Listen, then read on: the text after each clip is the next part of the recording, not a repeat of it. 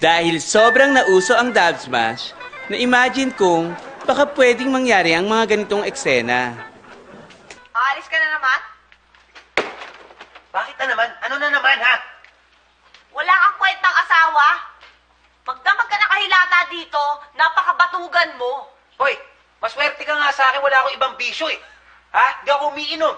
Ha? Hindi naman ako nag-a-addict. Wala ako ibang ginagawa, kundi matulog lang, yun lang. Hindi ka man lang tumutulong sa paglilinis ng bahay. Puro ka asa! Puro ka asa!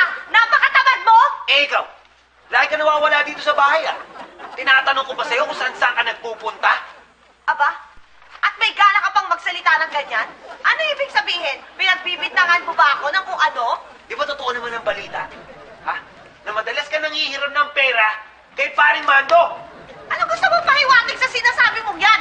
Ano ko? Aray! Bukal! Ano? Teka, ako sinampal. Pasensya ka na, nadala ako eh. Ito naman, nagda-dub smash lang tayo, tinotoo mo na. Bakit ganun? Siguro dahil yun talaga yung totoo nararamdaman ko. Na pinagbibintangan mo ako may ibang lalaki. Alam mo, napakasama mo eh. Ayoko na! Uy, itigil mo nga yung bunganga mo. Baka akala ng mga kapitbahay kung inaano kita dito sa loob. Mabuti nga malaman ng mga kapitbahay kung anong ginagawa mong pagbibintang sa akin. Wala kang utang na loob! At ako pa ngayon ang walang utang na loob.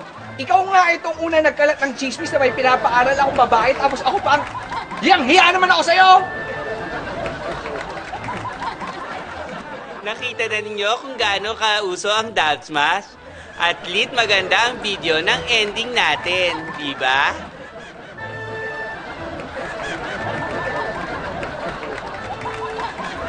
At least...